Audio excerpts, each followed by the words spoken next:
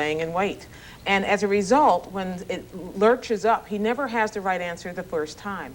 If you listen to that entire interview, he finally came up with the right answer. He talked about the death of a sibling with emphysema, smoking-related diseases. He talked about how he doesn't think young people should smoke. But he said it was all flip-flopped. He said that at the very end. His first response was to get defensive, the last thing that Bob Dole needs to do in television interviews. Peter, you know, in Eastern Europe, my experience over there is that smoking would never be a big issue because everybody just does it. Absolutely. It's a big issue because it's a lot of smoke in Eastern Europe. Pardon me? It's a lot of cigarette smoke in Eastern Europe. Well, how does someone like you, who's a journalist covering our presidential campaign, view this issue? Oh, that's very difficult. It's funny to watch how so experienced politician, what you've just said, when actually was boxed in this. That seems very strange to me. I would like to ask you to compare. For me, it's just trying to understand how serious is that issue in comparison with Whitewater, FBI files, and this book, Unlimited Access. The book.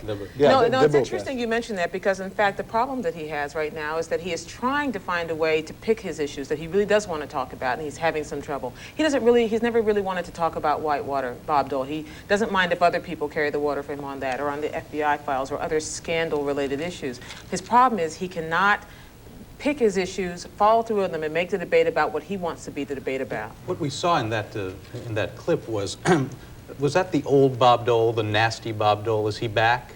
Well, you know, I'm not certain he ever went away, but they certainly managed to keep him under wraps for a long time. I think what happens with Bob Dole is when he feels like someone's being unfair to him, or he feels like he's being set up, as I'm sure he honestly felt in this, he snaps. And when he snaps and snarls, it brings back all the, the Bob Dole Saturday Night Live parodies we've all been watching, and it's the last image he needs to reinforce. David, before we begin your segment on this program, let me ask you the question that you asked Peter and Jeff. Do you think this issue of tobacco is one that will have any enduring impact on the campaign?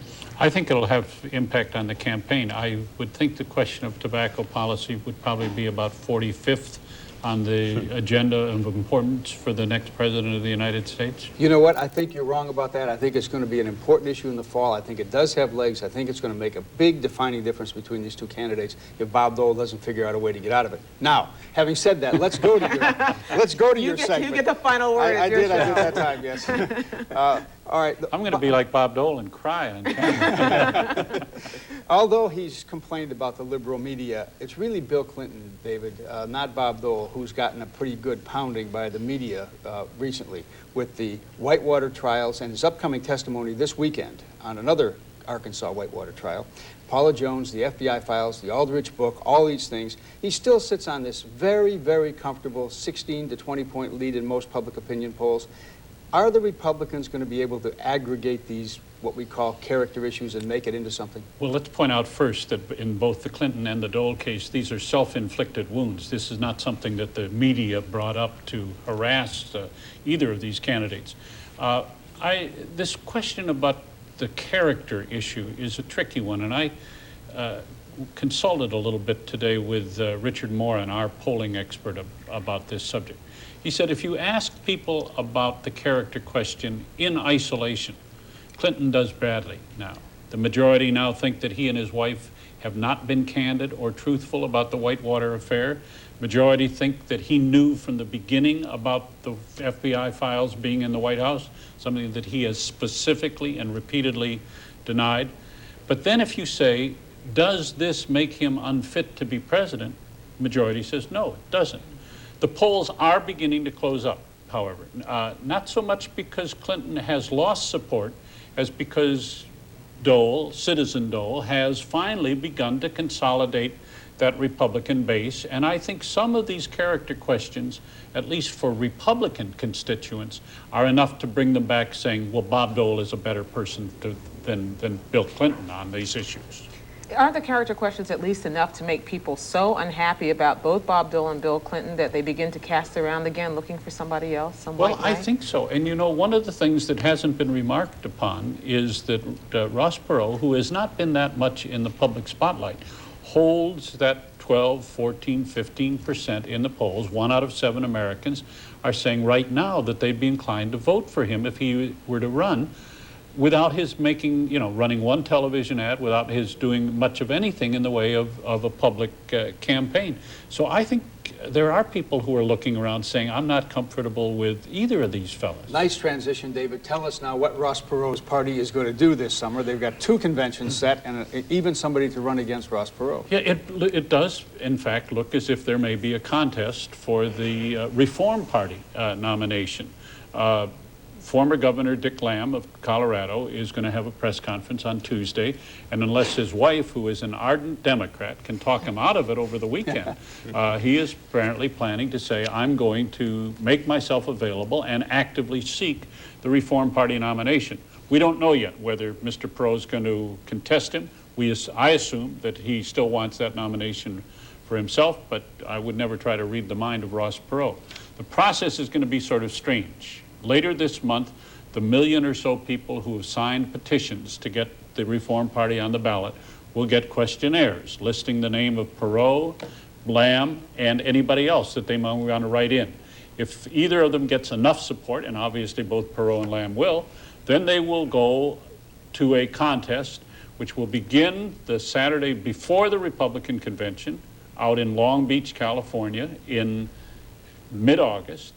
They'll make their speeches, they'll do their appeals there, there'll be a week for voting, and then the next Saturday or Sunday in Valley Forge, Pennsylvania, the winner will make an acceptance speech. It's great orchestration. Now, with these 2 people, we have only a second here, David. With these 2 people, the only 2 running, is it logical to assume that one will wind up president, the other vice president? Not necessarily, because Lamb has said that he will not run for vice president, and I sure can't imagine Perot taking second place. I guess I think that Perot will wind up in second place on his own ticket. That way he can spend his own money. And that, I guess, is it for tonight. Thanks to our panel. Thanks to you for watching. Thanks to Georgianne Geyer over in Sarajevo. And we'll see you all next week on Washington Week in Review.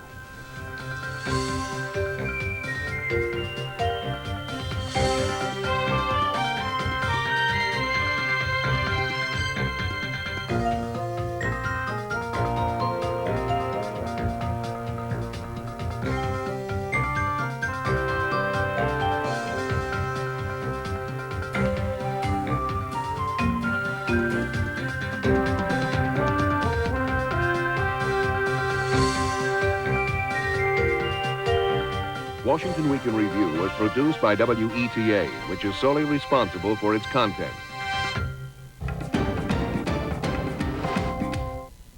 This program is funded by Ford Motor Company. Ford, where over 325,000 employees worldwide value innovation and freedom of expression. At Ford, quality is job one. Funding for this program was also provided by the Corporation for Public Broadcasting and by annual financial support from viewers like you. For a transcript of this program, send $4 to Journal Graphics, 1535 Grant Street, Denver, Colorado, 80203, or call 1-800-ALL-NEWS. Please specify show date.